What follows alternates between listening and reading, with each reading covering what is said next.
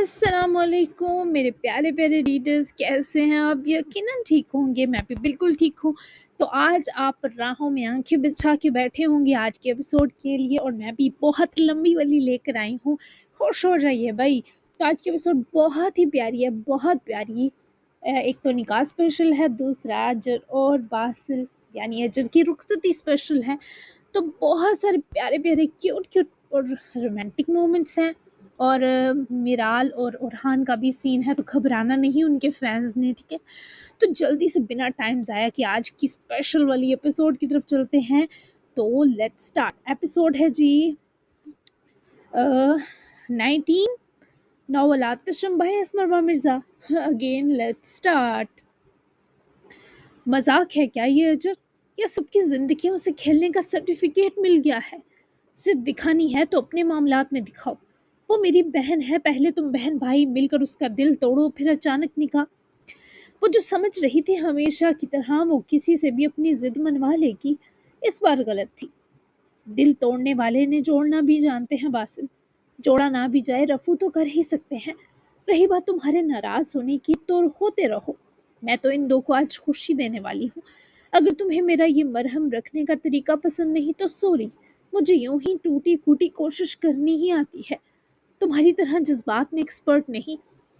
वो फासला बनाए दूर हुई, जबकि बासिल के माथे पर अभी भी बल थे। वो इसे कुछ कहना अपने लफ्जों का ज़िया ही समझ रहा था, क्योंकि करनी तो इस लड़की ने अपनी ही थी। हम 1 घंटे तक विद निकाह वहाँ आते हैं। शक्ल सीधी कर लेना झूठी वाली। हाँ आई प्रॉमिस, बाद में तुम्हें मना लूंगी, सबको बता देना। अजर ने बाल से लहराकर रदाओमान से कहा, और बिना बासिल के ताब से डरे वापस चली गई। जबकि एमन जो नमाज अदा करे बाहर आई, बासिल को बुत बना खड़ा देखे पास आकर उसकी बाजू से पकड़े हिलाया। क्या हुआ है, कोई जिन देख लिया है? एमन के फिक्र भरे इस्तफसार पर बासिल ने अपना सर थाम लिया कि ये लड़की अब इसे मामा से पटवाने वाले काम कर रही है। वो कह रही है हम 1 घंटे तक आ रहे हैं निकाह के लिए। बासिल ने गायब दिमागी से बड़बड़ की। है किसका निकाह? एमन वाकई अपने सेंसेस में ना लगी। ऑफ कोर्स मामा, बारिश और हीरा का। इस बार सदमे में जाने की बारी एमन की थी। क्या मतलब, वो मंगनी का तमाशा बाकी फेक था? ये अजर दिमागी मरीज है क्या? मतलब कुछ भी इंसानी करना तो अपने इंसान होने की तौहीन समझती है। वो मेरी शहजादी खुजरा नशीन हीरा, वो अब बिगड़ जाए तो मज़ा आ जाए, इन सियाल वालों को भी मज़ा आए। एमन अपना ही मुहाज खोले, जालिम सास के ओहदे पर फायज थी। जबकि 20 मिनट में उरहान ने मिराल पर न जाने क्या फूंका। क्या मुस्तफ़ा और उरहान जाग चुके थे, अलबत्ता मिराल सो गई। और तभी जब उरहान मुस्तफ़ा को उठाए बाहर आया तो बासिल को देखते मजीद थकावट रफू चक्कर हुई। उरहान कैसे हो? बासिल मामा से ध्यान हटाए पलटा तो उरहान ने मुस्तफ़ा को मामा के साथ बिठाए खुद बासिल से गले लगकर इसे खुद में भेजा। मैं ठीक हूँ, यहाँ तो आपका नूर पूरा हो चुका आंखों का मामा, फिर क्यों तपी बैठी हैं? उरहान को नींद पूरी की अब मस्ती सूझ रही थी। जबकि बासिल ने मुस्तफ़ा को उठाकर गाल चूमी तो आज वो बिल्कुल इरिटेट ना हुआ, उल्टा बासिल के चेहरे पर हाथ फेरने लगा। बासिल मुस्कुराया दोनों पर था, उरहान की मामा से छिड़खानी पर भी और मुस्तफ़ा के अपना गाल सहलाने पर भी। जबकि एमन ने सारी अलिफ से ये तफसील बताई तो उरहान भी संजीदा हुआ। ऊपर से इस तरह अचानक निकाह पर तो कोई भी आमादा होता दिखाई ना दे रहा था। यही सिचुएशन तो सियाल हवेली में थी। बासिल आ गया, ये खबर अव्वल सब पर बम सी फोड़ी। दूसरा ये कि वो बारस और रमला बस एक प्लान का हिस्सा थे। ये सब इसने बस फैमिली से डिस्कस किया, क्योंकि बाहर लगभग तमाम मेहमान आ चुके थे।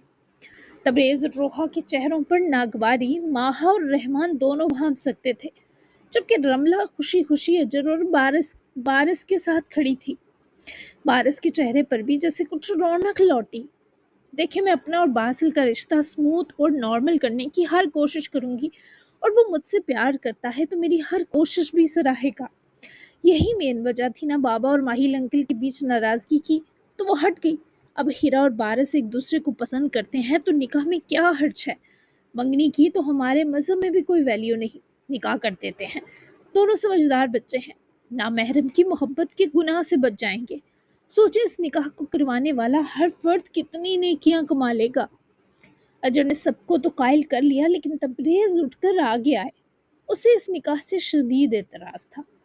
اچھا، تم اپنے بھائی کے قاتل کے ساتھ اپنا رشتہ سموتھ اور نارمل کرو گی؟ عقل کے گھاس چرنے گئی ہے تم سب کی۔ تبریز کے تیور اور لہجہ کسی کو پسند نہ آیا، اور وہ اس کی بیوی ایک طرف تھے، باقی ایک طرف، جبکہ اجر نے بابا کی طرف یوں دیکھا جیسے کہہ رہی ہو آپ ان کا منہ بند کریں گے یا میں خود کروں۔ عمار کو باسل نے نہیں مارا، اور یہ بات اجر جانتی ہے، اسے ہر چیز بد ثبوت معلوم ہے۔ تمہارا سب جاننا ضروری نہیں تبریز۔ رحمان سیال نے بھی اس سرد گفتگو میں حصہ لیا، جبکہ تبریز پھنکارتا ہوا پیچو تاب ہی کھاتا رہ گیا۔ اجر نے بابا کی طرف شکر گزاری سے دیکھا، پر وہ کسی نرمی کے موڈ میں نہ تھے۔ اور اجر، اس نکاح کے لیے میری شرط ہے کہ باسل آج ہی تمہیں رخصت کر کے لے جائے، بس اسی صورت میرے دل کو چین ملے گا۔ اجر جسے امید تھی بابا اس کی طرف ہے، ایسی ڈیمانڈ سنے مانو چراغوں میں روشنی نہ رہی۔ بالکل ٹھیک، ہم بارش کا ہیرا سے نکاح کرواتے ہیں اور باسل تمہیں رخصت کروائے اس کے بدلے۔ بہت جھیل لیا ہم نے تمہیں، اب نکلو شاباش، اپنے سیاں کا سر کھاؤ، اور رشتہ ساتھ رہ کر سموتھ اور نارمل ہوگا۔ دو الگ سرحدوں پر بیٹھے رہے تو دشمنی کبھی ختم نہ ہوگی۔ ماہا بھی دل کھول کر بولی، جبکہ اجر کو تھوڑا سا رونا تو آیا، لیکن ابھی اس کے پاس ٹائم نہ تھا۔ ماما، آپ یہ جا کر پاک انڈیا والوں کو کیوں نہیں بتاتی؟ ہاں بیچارے سرحدوں پر بیٹھے بیٹھے خود ہی دشمنی ختم ہونے کی آس میں ہیں۔ رونا تو نہیں، ٹھک سے جواب دینا ضرور یاد تھا اسے۔ ماہا بھی منہ بسوٹ گئی، جبکہ رحمان صاحب کی یہی ڈیمانڈ تھی۔ ماہل نے جتنا رلایا تھا وہ بھی شرطوں والی مخلوق بن گئے تھے، جبکہ اجر دینے چلی تھی ہیرا اور بارس کو خوشی، اپنی جان کے لالے پڑ گئے۔ جبکہ بارس سر ہاتھوں میں گرا کر بیٹھ گیا، کیونکہ دور دور تک اسے نہ منگنی نظر آ رہی تھی نہ نکاح۔ الٹا ہیرا نے ہر جگہ سے بلاک کیا، اس کا صدمہ الگ۔ رملہ بھی اپنے اماں ابا سے دور دور ہی آنکھ بچائے ہو رہی تھی کہ پٹ نہ جائے، تبھی بارس کے ساتھ بیٹھی تاکہ اس کی دل جوئی کرے۔ جاؤ ان سب کو ہماری ڈیمانڈ بتا کر آؤ۔ اجر نے بابا کے چہرے کی طرف دیکھا، روٹھے اور برہم تھے، پھر ماما کو جو منہ بھیرے خفا تھی، پھر چچا چاچی کو جو منہ ہی منہ میں شاید اجر کو گالیاں دے رہے تھے، نہ بھی دے رہے ہوتے اجر کو یہی محسوس ہو رہا تھا۔ میں قاصد ہوں آپ سب کی کیا؟ اے ایس پی اجر سیال کی گھر میں یہ ویلیو ہے؟ کوئی تو روب میں آئے یار۔ یہ تو وہی حساب تھا گھر کی مرغی دال برابر۔ اپنے عہدے لگ لو پھر روب جھاڑنا۔ فی الحال جو تمہارے بابا نے کہا وہ کرو۔ تمہاری وجہ سے یہ دونوں ناراض ہوئے تھے۔ ہیرا کو لے کر ماہیل بائی نے شرارہ چھوڑا تھا، بھگتو بھی تم۔ ماہا بھی حق پر تھی، جبکہ اجر چھوٹا سا منہ لے کر رہ گئی۔ اب کیا وہ جا کر یہ کہے کہ مجھے رخصت بھی کروا لے اور اپنی ہیرا بھی دے دے؟ بیچاری کو سیال حویلی سے نکلتے یہ سوچ کر ہی چھرچری آئی، لیکن کیا کرتی، بے بس تھی۔ مگر پھر سے ماہیل انجم نظر آئے، اپنی گاڑی پار کر کے نکلتے تو اسے امید کی کرن نظر آئی۔ اجر نے اپنے لان سے سیدھی ماہیل پیلس کے پورچ کی سم دوڑ لگائی، جبکہ ماہا اور رحمان بھی یہ میٹنگ ختم کرتے مہمانوں کو دیکھنے لان کی طرف گئے۔ اپنی طرف دوڑ کر آتی اور رکتی اجر کو دیکھے ماہیل نے آئی برو اچکا کر برہم نظروں سے اجر کو دیکھا۔ اس کا یوں پہلی بار اچھے سے تیار ہونا انہوں نے بھی محسوس کیا، اور ایک غسیل نظر سجاوٹ پر بھی ڈالی۔ ماہیل انکل ادھر آئے، میری بات سنیں۔ باسل آ گیا ہے واپس، اور یہ منگنی والا میرا، بارس اور رملہ کا پلان تھا۔ اجر نے بنا سانس لیتے ایک ہی بار سب اگلا، جبکہ ماہیل کے چہرے پر ایک رنگ آیا ایک گیا۔ وہ گھر آ گیا ہے کب؟ ماہیل کے چہرے پر مانو تڑپ سی جاگی، جبکہ اجر نے جب باقی سب کہا اور بتایا، ماہیل نے ایک خون آشام نگاہ اجر پر ڈالی۔ تمہیں رخصت کروا لوں تاکہ پھر سے کسی کو میرے بیٹے کی سپاری دے آؤ۔ بارس اور ہیرا کے نکاح پر مجھے کوئی اعتراض نہیں، لیکن فی الحال تم میرے بیٹے سے دور رہنا۔ ماہیل کے ابھی تک کڑوے لہجے کی اجر کو امید تھی تو اسے زیادہ دکھ نہ ہوا، لیکن وہ اپنے طریقے سے سامنے والے کو احساس جرم میں ڈالنے کی اہلیت رکھتی تھی۔ آپ جانتے تھے باسل زندہ ہے، پھر بھی بابا کو اپنی نفرت اور چپکی مار دی، حالانکہ وہ بتا چکے ہیں کہ بہت بے بس تھے ماہیل انکل۔ میں اس کی قاتل بھی نہیں، پھر مجھ سے نفرت کیوں؟ میں نے جس سٹیٹ آف مائنڈ میں اسے تب مارنے کا کہا تھا وہ نارمل حالت نہ تھی میری، نفرت میں دھت تھی، اور غلطیاں انسانوں سے ہی ہوتی ہیں۔ پھر بھی آپ مجھے بھلے رخصت نہ کروائیں، مجھے کوئی دکھ نہ ہوگا، لیکن آپ پلیز میرے بابا سے نفرت کرنی بند کریں۔ یہ مت بھولے ماہیل انکل کہ وہ درندے مافیا کے لوگ باسل کو بھی اسی عمر میں مار چکے ہوتے۔ اس نے اتنی اذیت سہی تبھی وہ آج ہمارے ساتھ ہے۔ زندگی کس کی آسان ہوتی ہے؟ آسان کرنی پڑتی ہے۔ میرے بابا اور میں ہمیشہ مجرم رہیں گے، ہمیں اس سے انکار نہیں، لیکن یہ سب ختم ہو جانا سب کی تکلیف ہے۔ باقی فیصلہ آپ پر ہے۔ ہم 1 گھنٹے تک آئیں گے، اگر آپ کو ہماری اور اپنی عزت ایک لگتی ہے تو یہ نکاح بھی ہونے دیں گے، اور اجر سیال کی رخصتی بھی۔ آپ کے بیٹے کو کبھی سوئی جتنی تکلیف بھی نہیں ہوگی اب مجھ سے، آئی پرومس۔ وہ ماہیل سیال کو چپ لگا کر وہیں سے واپس چلی گئی، جبکہ ماہیل کا دل تو کب سے پگھلا ہوا تھا۔ بس ایک سخت خول تھا جو باسل کے زندہ ہونے کے راز کو چھپانے کے چکر میں وہ خود پر چڑھا بیٹھے تھے۔ وہ چلی گئی، بارس کو پوری تسلی دی کہ سب اچھا ہوگا، جبکہ ماہیل بھی وہاں سے سیدھے ماہیل پیلس کے اندر بڑھے۔ وہاں سب ہیرا کو گھیرے بیٹھے تھے، جو غبارے سا منہ پھلا کر بتا رہی تھی کہ اس نے بارس کا نمبر بلاک کر دیا ہے۔ ماہیل کی نظریں باسل سے ملی تو جیسے دل کے نہا خانوں میں گردش کرتے اضطراب کو اس بچے کے دیدار نے نگل لیا۔ اور ہاں، ایمن، مصطفیٰ، باسل سب ہیرا کی طرف متوجہ تھے، پر اب باقی سب تھے سوائے باسل کے، جو اٹھ کر بابا کی کھلی بازوؤں میں جا کر بس گیا۔ ماہیل نے اپنے محبوب بچے کی خوشبو میں سانس بھرتے اسے سینے سے بھینچ ہی تو ڈالا۔ دل کے انگ انگ کو قرار ملنا کسے کہتے ہیں، یہ گلے لگنا اس کی سانس لیتی مثال تھا۔ میری جان، میرا بچہ، ٹھیک ہو تم؟ وہ روبرو ہوئے تو ان کی آنکھوں میں پہروں اس کی جدائی میں تڑپنے کا درد ہلکور رہا تھا، اور یہ ایک طرفہ کہاں تھا، 2 طرفہ تھا، شدید تر۔ جی بابا، بہت اچھا ہوں، آپ ٹھیک ہیں؟ وہ بھی جانے کیا پوچھنا چاہ رہا تھا، جبکہ ابھی اس پر بات کرتے تو لمبی ہوتی، تبھی پہلے اپنے اداس تیسرے بچے کی طرف دھیان مبذول کیا۔ ہیرا اب تک اداس تھی، چہرہ چوہی جتنا ہو گیا تھا۔ سب کو پیچھے ہٹنے کا کہے، وہ خود ہیرا کے ساتھ بیٹھے تو سب سے زیادہ ناراض ہی بابا سے تھی۔ مجھے آپ کی ایموشنل سپیچ نہیں سننی بابا۔ ہیرا کا یوں سرد لہجہ حق تھا۔ انہوں نے ہیرا کی بارس کے معاملے میں ہوتی تکلیف چپ چاپ دیکھی تھی۔ کس نے کہا میں سپیچ کرنے لگا ہوں؟ بتاؤ ذرا، سب میں شکل سے سپیچو لگتا ہوں؟ حد ہو گئی۔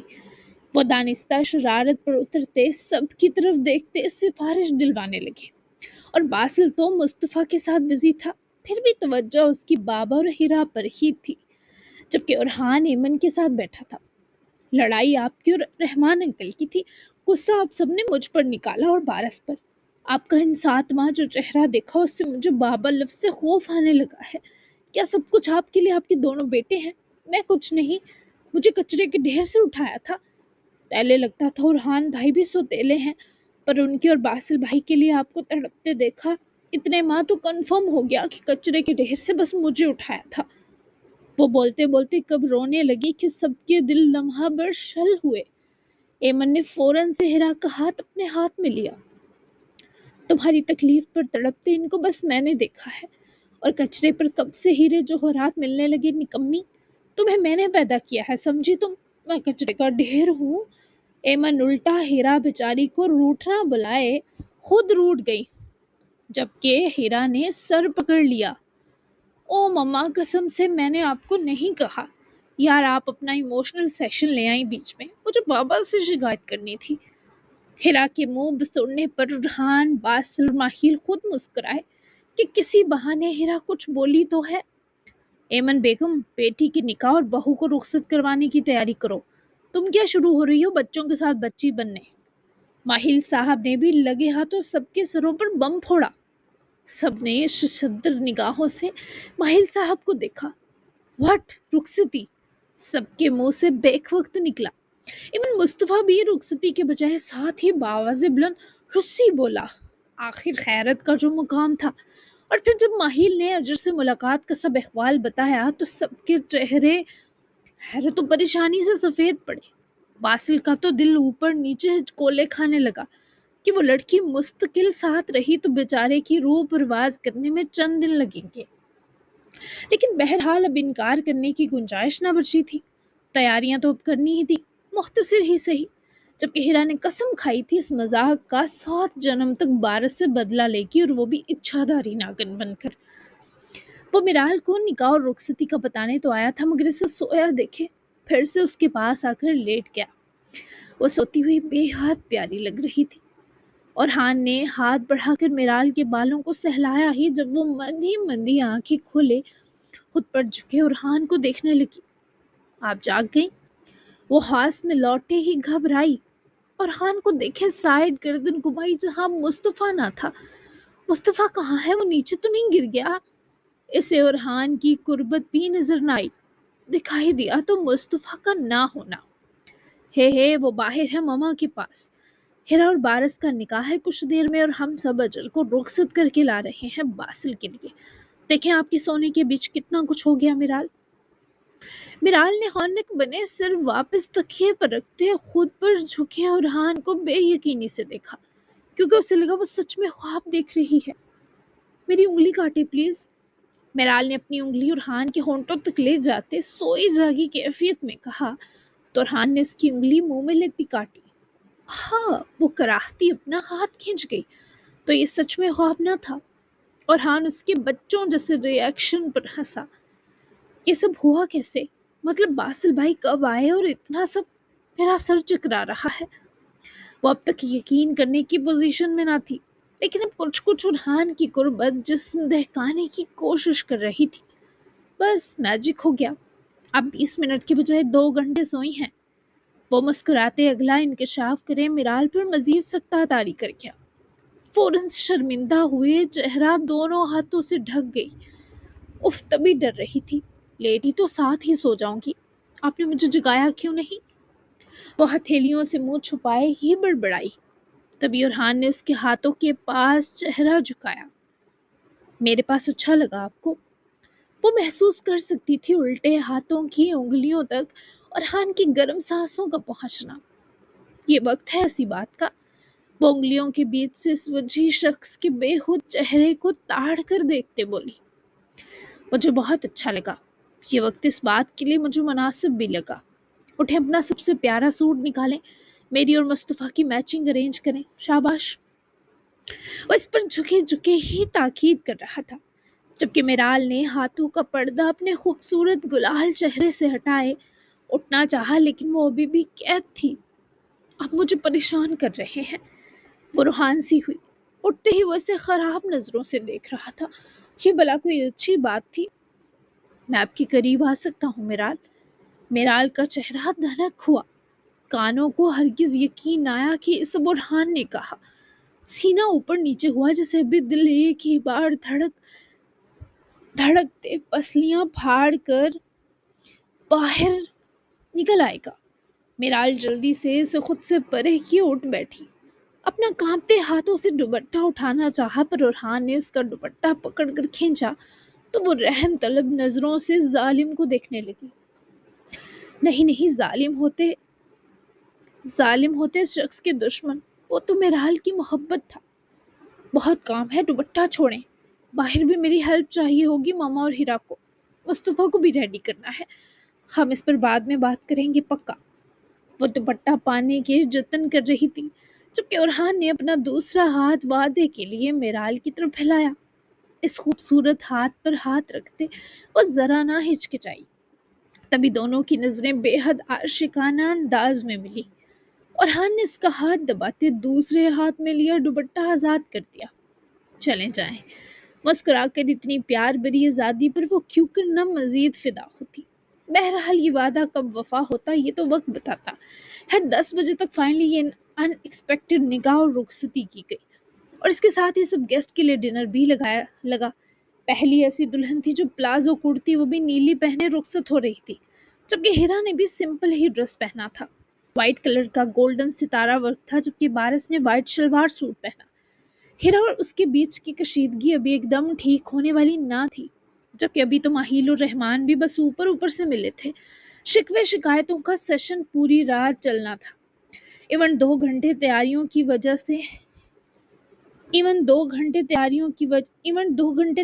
وجہ سے لیٹ کرنا پڑا تھا۔ خود مہمانوں کو یہ کہا گیا کہ اچانک رخصتی کا بھی پلان بن گیا تو سب زیادہ انتظار پر برہم نہ ہوئے۔ بہرحال اپنی رخصتی پر اجر نے ایمرجنسی میں ماہا کی شادی کا جوڑا پہننے سے صاف انکار کیا۔ حالانکہ وہ بہت پیارا لہنگا تھا، مگر اجر بی بی کا یہی کہنا تھا وہ اسے کیری نہیں کر سکے گی۔ تب اس پر سب کو قائل کروایا کہ وہی نیلا دوپٹہ اوڑھ کر اچھی نیک بچی بننے کی ایکٹنگ کر لے گی۔ اب اس بے سری اولاد سے کوئی کچھ کہہ بھی نہ سکتا تھا۔ تم ماہیل پہلے سے رخصت ہو رہی ہو پر الگ کمرے میں رہو گی، سمجھ آئی؟ نکاح کے بعد ہی باسل نے اس نیلے کپڑوں والی دلہن کی بازو پکڑے دماغ میں یہ اطلاع گھسائی، پر سب کچھ اس کی مرضی سے کافی حد تک ہو گیا تو اسے اس نکچڑے کی یہ شرط بھی قبول تھی۔ سمجھ گئی حضور، انسان نیلی شرٹ پہن آتا ہے کہ چلو میچنگ ہو جائے۔ اپنے بھائی کو دیکھ لو، ود فیملی براؤن کی میچنگ میں غضب ڈھا رہے ہیں۔ وہ بھی جواباً منہ کے قریب بولی، جیسے سرگوشی کم اس میں گھسنے کی نیت زیادہ ہو۔ دلہن تمہیں بننے کا شوق تھا تو کم از کم دلہن تو لگتی، انہی کپڑوں میں رخصت ہو رہی ہو، لوگ کیا کہیں گے؟ اگر تم ریڈ پہن لیتی تو میں بھی یہاں ریڈ رومال ٹانگ لیتا بلیک شرٹ پر کہیں۔ بلیک ہر کسی کے ساتھ میچ ہوتا ہے بی بی۔ باسل نے اسے میچنگ کی کلاس دی جسے اس کی نہ سمجھ تھی نہ دلچسپی۔ تم نے ہی کہا تھا ڈھنگ کی لگ رہی ہوں تو سوچا عاشق ہو گئے ہو اس نیلی اجر پر، ایسے ہی چلا لوں۔ وہ بھی تو ڈھیٹوں کی سردار تھی، فورے ہی کندھے اچکا گئی۔ سخت ناراض ہوں تم سے، بات مت کرو مجھ سے۔ بڑی جلدی خیال آ گیا تھا جناب کو۔ اجر مسکائی اور پیار بھری نگاہ اپنے بلیک میں ہاٹنس پھیلاتے کلین شیپ باسل پر ڈالتی وہاں سے چلی گئی۔ ہیرا کا منہ غبارے سا رہا، اور بارش کی فی الحال چپ ہی اچھی تھی، ورنہ بیچارہ پٹ جاتا۔ فنکشن اینڈ ہوتے ہوتے 12 بج گئے تھے، لیکن سب خیر و عافیت سے ہو گیا تھا۔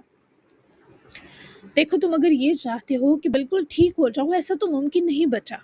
میں نے ان 7-8 ماہ اپنی ہر کوشش کی ہے، سائیکو تھراپی، میڈیکیشن جو مختلف شخصی علامات کو کنٹرول کرے، جبکہ اس تھراپی میں تمہاری اصل شخصیت کو دوسری پرسنالٹی سے جوڑا بھی گیا، لیکن تم جانتے ہو نتائج کس قدر برے نکلے۔ ایک تیسری مخلوق پلے پڑ گئی۔ اب تمہارے مزید بہتر ہونے میں فیملی انوالومنٹ اور میرڈ لائف بہت بڑا کردار نبھائے گی۔ تم 90% اس عذاب سے چھٹکارا پا لو گے۔ ڈاکٹر فضیل کسی سے ویڈیو کال پر مخاطب تھے۔ سامنے کون تھا اس کا تو علم نہیں، لیکن ان کی باتوں سے اتنا تو پتہ چل رہا تھا وہ کسی DID پیشنٹ کو ہی ڈیل کر رہے ہیں۔ میرے اس مختصر ٹریٹمنٹ سے ایک چیز تو ہو گئی، تم اب دونوں شخصیات سے کنیکٹ ہو۔ مجھے لگتا ہے یہی اس کا علاج ہے کہ اب تم اپنے دونوں رخ کنٹرول کر سکتے ہو۔ تمہارے لیے نیگیٹو پرسنالٹی میں رہ کر بھی پازیٹیو سوچنا ناممکن نہیں ہوگا۔ تم اچھے بچے ہو، کوشش کرو۔ کوشش کرنے والے ناکام ہو سکتے ہیں لیکن ہار نہیں سکتے۔ ان سوچوں کو ایک طرف کرنا سیکھو جو دماغ کا ایک شخصیت سے دوسری شخصیت سے کنیکشن توڑتی ہیں۔ جیسے ماضی کے بارے بار بار سوچنا ختم کرو۔ تمہارے وجود سے کس کو تکلیف ملی اور کس کو راحت، کون تم سے پیار کرتا ہے کون نفرت، تم وہی کرو جس سے تمہارے دماغ کے بجائے دل کو سیٹسفیکشن ملے۔ تم سمجھ رہے ہو؟ فضیل نے فون سکرین پر دکھائی دیتے چہرے کو نرم نظروں میں بھرے اپنا لیکچر ذرا دیر روکا، کیونکہ سامنے والے کا چہرہ فضیل کو کچھ بیزار لگا۔ اگر تم نے خود کو نہ سنبھالا تو تمہاری نیگیٹو پرسنالٹی پازیٹیو پرسنالٹی پر حاوی ہو جائے گی۔ دونوں کا وہ کنیکشن جو DID پیشنٹس میں بہت ریئر ہوتا ہے اور تمہیں ملا ہے، کٹ جائے گا۔ اللہ نے انسان کے دماغ کو بہت مہارت سے ترتیب دیا ہے۔ اگر ہمیں ٹھیک ہنر آ جائے تو ہم اسی دماغ سے ہی دماغ کو ریپیئر کر سکتے ہیں۔ تم میرا لیکچر چپ چاپ سنتے ہو ہاں بھی کیا کرو بچہ۔ اس کی سرد چپ فضیل کو کبھی بہت اریٹیٹ کرتی تھی، لیکن یہ اس شخص کا می ٹائم تھا تو وہ سننے اور سمجھنے پر ہی فوکس کیا کرتا تھا۔ اور جب ڈاکٹر فضیل کی باتیں اس کے دماغ میں بیٹھنے کے بجائے ناچنے لگتی تو وہ بدلحاظی سے کال ڈسکنیکٹ کر دیتا۔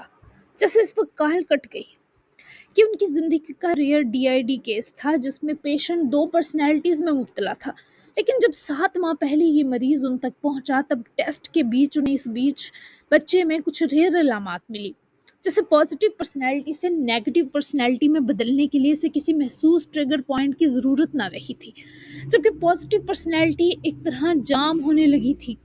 وہ بچہ اپنی ریئل پرسنالٹی میں بس ایک زندہ لاش تھا، اور جب وہ اپنی دوسری نیگیٹو پرسنالٹی میں کنورٹ ہوتا تو سابقہ والی پرسنالٹی سے دگنا اگریسو اور اینگری ورژن سامنے آتا، اور ستم یہ کہ اسے یہ بھی یاد تھا کہ وہ کسی اور شخصیت میں بدل گیا، مگر جو کچھ کر رہا ہے اس پر کنٹرول کھو چکا ہے۔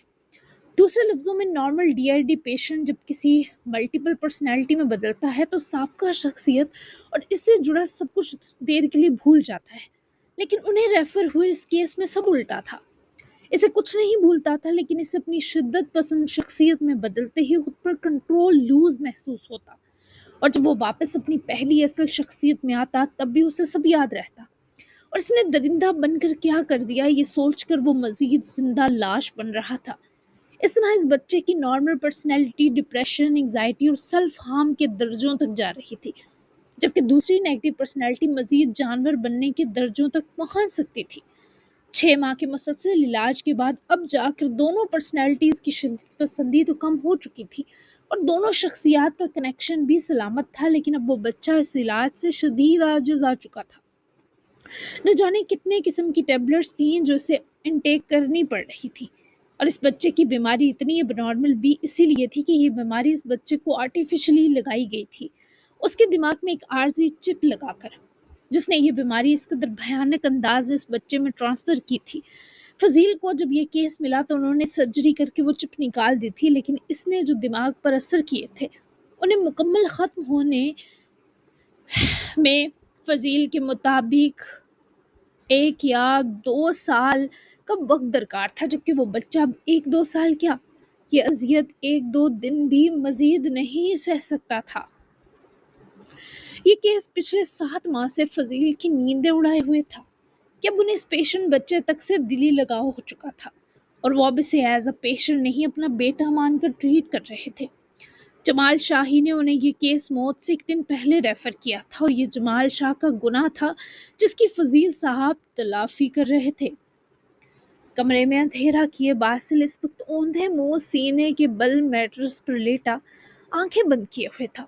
اجر اس کے گھر رخصت ہو کر آ چکی تھی، پر ابھی اسے باسل کے کمرے میں آنے کی پرمیشن نہ ملی، کیونکہ باسل ابھی اسے اپنے کمرے میں ہضم کرنے کی پوزیشن میں نہ تھا۔ اس کا فون کچھ فاصلے پر ہی پڑا تھا، الٹا پڑا تھا، پھر بھی لائٹ آن تھی۔ اجر نے ارد گرد سے بہت ڈھونڈا تھا، مگر وہ اچانک سب کے بیچ سے غائب ہو گیا تھا۔ ماہیل اور رحمان اپنی بیچ کی سرد مہری کم کرنے لان میں ہی بیٹھے تھے، جبکہ ہیرا اس سب تماشے کے بعد غصہ بھی اور صدمے میں بھی تبھی کسی کو منہ لگانے کا اس کا موڈ نہ تھا، تو کمرے میں آ کر بند ہو گئی تھی۔ بارس پیچھے بھی آیا پر اس نے روم نہ کھولا تھا، جبکہ سیال حویلی میں باسل کو نہ پائے اجر بھی ماہیل پیلس یعنی اپنے آفیشل سسرال آئی۔ اسے پتا تھا باسل اس پر بہت غصہ ہوگا، تبھی وہ اس کے غصے کو پرانا ہونے نہ دینا چاہتی تھی، اور اسے منانے کی خاطر وہ نیچے ایمن آنٹی کے ساتھ والے کمرے میں جا کر اپنا فون رکھے لپسٹک رینیو کرتی بنا چینج کیے باسل کے پاس گئی، تاکہ اسے سلجھے روپ میں دیکھ کر باسل جلد پگھل جائے۔ ابھی مجھے یہ بالکل نہیں سوچنا کہ تم ہی آتشم ہو یا نہیں، ابھی بس تم باسل ماہیل ہو جس کے نکاح میں ہوں میں۔ آج میں تمہیں ایک بار قریب سے تفصیلی دیکھوں گی باسل، تمہاری خوشبو انہیل کروں گی، تمہاری سانس سے سونگوں گی، تمہارے ہاتھ کا لمس پہچانوں گی، تاکہ کل کو وہ آتشم میرے سامنے آئے تو میں اسے کنفیوز ہو کر نہ ملوں۔ اجر کا یہ بھی ایک پلان ہی تھا۔ اس سے پہلے تک اس کے پاس آتشم اور باسل میں فرق کرنے کے لیے کوئی جذباتی ہتھیار نہ تھا، لیکن آج وہ ہر چیز محسوس کرنے والی تھی، اور اس کے لیے وہ کچھ بھی کر سکتی تھی۔ وہ سیڑھیاں چڑھتی باسل کے کمرے کی طرف بڑھی، ڈور ناپ گھماتے ہی سر اندر کیا جہاں وہ بے حد مدھم روشنی کے میٹرس پر الٹا لیٹا تھا، چہرہ تکیے میں دبا تھا۔ اجر نے سب سے پہلے تو اس کمرے میں آتے ہی ایک سوندھی سی خوشبو فیل کی اور بڑا سا سانس کھینچے اسے انہیل کیا، آنکھیں بھی موندی تاکہ یہ خوشبو اسے کبھی نہ بھول سکے۔ مطلب جب باسل میرے آس پاس ہوا تو ایسی خوشبو یا اس سے ملتی جلتی خوشبو آئے گی۔ اجر یہ تمہارا ہوم ورک ہے لڑکی، ہر چیز کو اپنے ذہین دماغ میں بٹھا لو۔ یہ خوشبو یوں ہے جیسے اس میں چند وائلڈ پھولوں کے ساتھ ساتھ تیز خوشبو والے پھول کے ایسنس کو چند قطرے ملا دیا گیا ہو۔ یہ منفرد ہے، یہ تر و تازہ ہے۔ وہ ابھی خوشبو پر ہی اٹکی تھی، ارد گرد کی خوشبو پر، اور جب یہ والا سٹیپ ہوا تو آگے بڑھی۔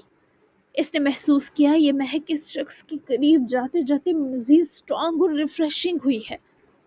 اجر کو لگا جیسے یہ خوشبو اس نے یوں پہلی بار محسوس نہیں کی۔ باسل ابھی سویا نہیں تھا، وہ جاگ رہا تھا۔ تم ناراض ہو مجھ سے؟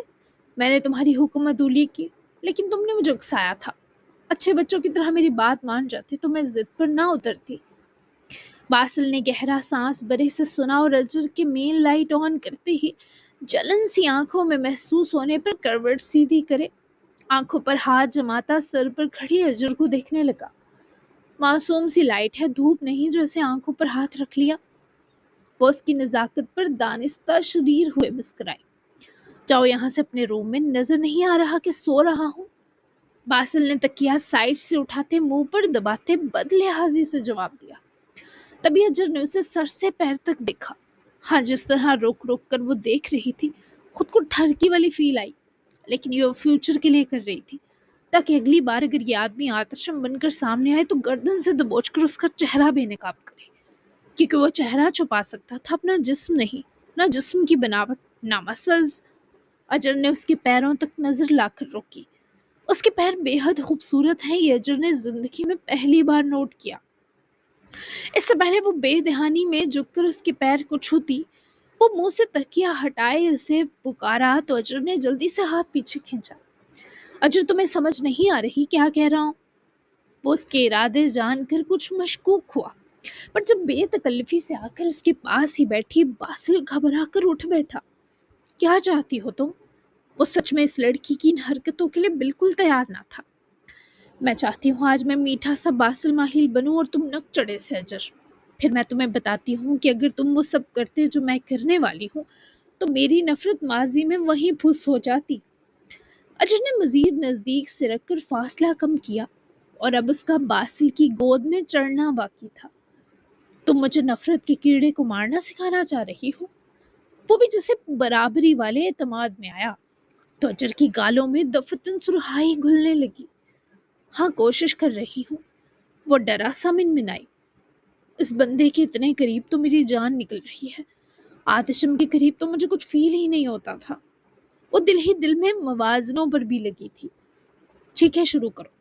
باسل نے اس کی کمر میں بازو حائل کرتے اسے اپنی طرف کھسکا کر رہی سہی دوری بھی ختم کی، جبکہ وہ یوں سپیڈ تھی جیسے لہو جم گیا ہو۔ اوکے، آنکھیں بند کرو۔ اجر نے جلدی سے اسے حکم دیا، جبکہ اسے دیکھتی رہ گئی۔ جب وہ فوری آنکھیں حکم بجا لاتے بند کر گیا، اجر نے اسے تکیے سے لگاتے ذرا بینڈ کرے پیچھے ٹیک لگوائی اور انگلی کی پوٹ سے وہ باسل کے ماتھے سے ایک نادیدہ لکیر کھینچ کر رخسار تک لائی۔ رخسار ہلکی سی کھردری ہو رہی تھی، شیوڈ سکن پر فیشل بالوں کی نیلاہٹ محسوس کی جا سکتی تھی۔ پھر اجر نے وہی انگلی کی پور اس کی جال لائن پر لا کر روکے وہ زخم کا نشان تلاشنا چاہا، پر وہاں کوئی سکار تک نہ تھا۔ وہ اس کے چہرے کے ایک ایک انچ کو انگلی کی پور سے محسوس کر رہی تھی، پھر اس کے ہونٹوں تک آئی۔ اجر نے وہی انگلی کی پور بنا دباؤ باسل کے دونوں ہونٹوں پر پھیری۔ وہ اتنے گلوئنگ اور سافٹ لپس تھے کہ ایک پل اجر کا دل چاہا ایسے اس کے بھی ہوں۔ پھر اپنی یہ نایاب سوچ جھٹک گئی کہ تم نفرت کا کیڑا مارنا سکھا رہی، یہ تم نفرت کا کیڑا مارنا نہیں سکھا رہی بلکہ نیند کا کیڑا جگانا سکھا رہی ہو۔ مجھے شدید نیند آ گئی ہے تمہارے اس اینٹی رومانٹک عمل سے۔ جب مزید یہ سستا سلیپ یوگا برداشت نہ ہوا تو باسل بند آنکھوں ہی بڑبڑایا۔ وہ جو اداس سی تھی ہونٹوں پر آتے مسکراہٹ کے لمس چھپا نہ سکی۔ کیا یہ واقعی رومانٹک نہیں تھا؟ وہ اداس ہوئی، اس کے پاس ہی ٹانگیں بینڈ کیے بیٹھی بولی۔ تو باسل نے آنکھیں کھولتے اجر کا اترا چہرہ دیکھا۔ نہ، وہ بنا لحاظ بولا، ذرا جو دل رکھ لیتا وہ ظالم۔ پھر تم بتاؤ تمہارے نزدیک رومانٹک ٹچ کیا ہے؟ وہ اتنا زیادہ دماغ لڑانے کے ہرگز موڈ میں نہ تھی۔ جذبات، محبت اور رومانس سے اجر سیال کا بھلا کیا تعلق؟ اسے پڑھائی اور دنیا جہاں کی جاسوسی کروا لو اور زبان چلوا لو۔ تمہیں کیوں جاننا ہے؟ وہ چاہتا تھا وہ ذہین تھوڑا تو دماغ یوز کرے، کیونکہ مجھے نہیں آ رہا رومانٹک ٹچ کرنا۔ وہ معصومیت کے اگلے پچھلے ریکارڈ توڑتی بولی۔ تمہیں جا کر سو جانا چاہیے، 12 بج رہے ہیں۔ وہ گہرا سانس کھینچے اس پر سے نظریں ہٹا گیا جب اجر نے اس کا چہرہ جبڑے سے بہت ہلکے سے ہولڈ کیا۔ اور اس کے چہرے کے قریب چہرہ لے گئی۔ مجھ سے ایسے بات مت کرو، مجھے پتا ہے میں نے بہت ہرٹ کیا، کہ دنوں پر محیط نہ تھا، سالوں پر تھا، لیکن اس کی ایک وجہ تھی جو تم نہیں جانتے، نہ میں بتا سکتی ہوں۔ میں نے تم سے بہت نفرت کی ہے۔ وہ اس کی بات کاٹ گیا۔ اس کے ہونٹوں پر انگوٹھے کی پور دبا کر جماتے سے چپ کروایا۔ بہت نہیں اجر، تم نے صرف نفرت کی ہے۔ وہ اپنے لہجے کو بھاری پڑنے سے روک نہ سکا۔ تم نے مجھے ذہنی اذیت دی ہے، بہت زیادہ، اتنی جو میں افورڈ نہیں کر سکتا تھا۔ اتنی ذہنی اذیت کہ اس نے گزرے کئی ماہ مجھے زندہ لاش بنا کر رکھا۔ جس کام کے لیے گیا تھا وہ میں یہاں سب کے بیچ رہ کر بھی کر سکتا تھا، لیکن میں خود سے تم سب کو بچانے کی کوشش کر رہا تھا، تبھی دور ہوا۔ تم ایک معافی مانگ کر سب کچھ پہلے جیسا کیسے امید کر سکتی ہو؟ وہ یہ سب روانی میں کہہ تو گیا، پر اجر کو لگا کسی نے اس کے سینے میں جلتی سلاح کاٹ دی ہو۔ کیا اسے پتا ہے میں نے اس کو مارنے کا کہا تھا؟ یا اللہ، اسے بھلا دیں یہ بات کہ اسی ذہنی اذیت کی بات کر رہا ہے نا، لیکن اس نے آتشم بن کر دگنی اذیت مجھے بھی تو دی۔ وہ یاد نہیں ہے ایسے کیا؟ یا پھر وہ اس نے جان بوجھ کر نہیں کیا؟ میرے خدا، میں پاگل ہو جاؤں گی۔ وہ بے حد غم زدہ تھی، جبکہ وہ منتظر تھا کہ وہ کچھ بولے۔ مجھے اپنا ہاتھ دو۔ وہ یکسر الگ جواب پر حیران ہوا۔ اجر نے اس کا ہاتھ پکڑ کر اس کی ہتھیلی اپنے چہرے سے لگاتے آنکھیں بند کی تو باسل یہی سوچ رہا تھا کہ یہ لڑکی کیسی حرکتیں کر رہی ہے۔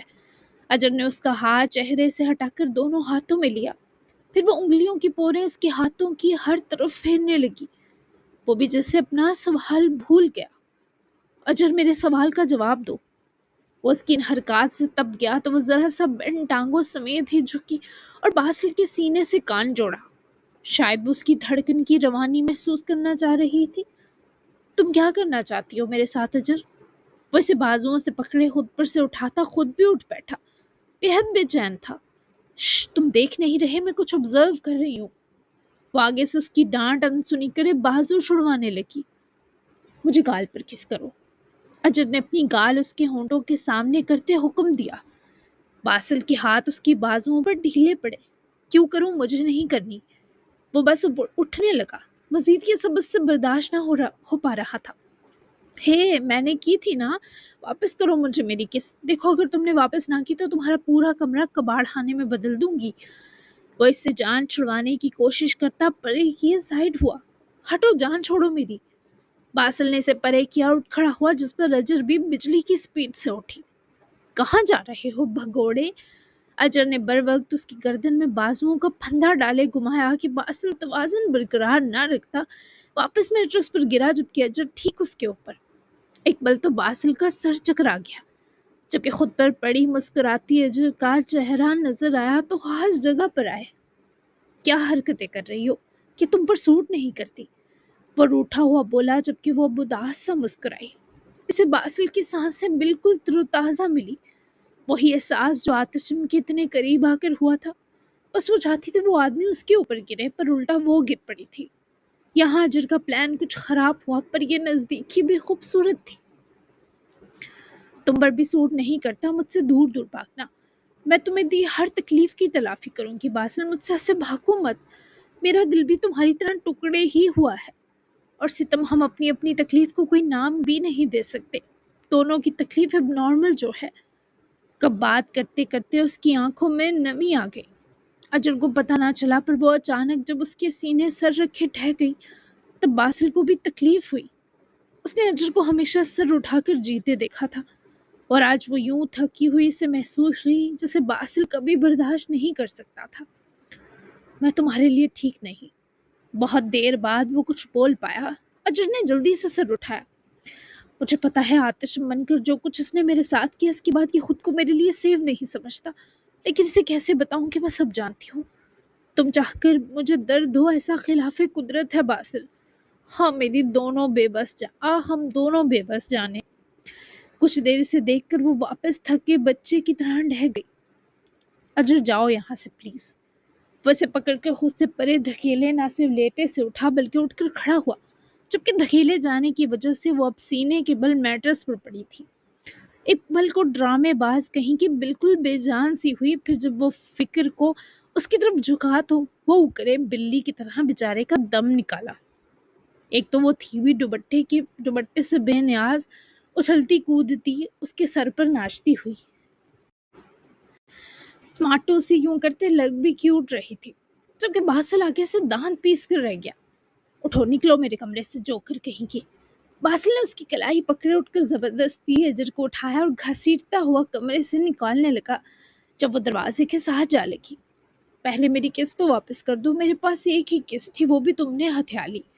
وہ روحانسی ہوئی ایکٹنگ کی دکان بنی تھی، جبکہ باسل کی چڑپ ہولے ہولے نرمی میں بدل رہی تھی۔ تمہارے پاس قسط ہونی ہی نہیں چاہیے۔ باسل نے ابھی بھی کوئی رحم نہ کیا اور بازو سے پکڑے باہر نکالنے لگا۔ وہ پھر سے اس کو روک گئی۔ اچھا پھر مجھے دیکھنے دو، کیا میرے پاس باقی ایک ہی قسط تھی؟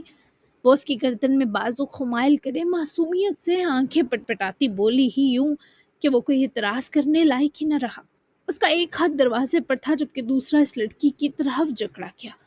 اجر نے اس بار اس کی دوسری گال پر پہلے اپنی آنکھیں فوکس کی، پھر آگے ہوتے اپنے ہونٹوں کو زور سے پریس کرتے اس کی گال چومی۔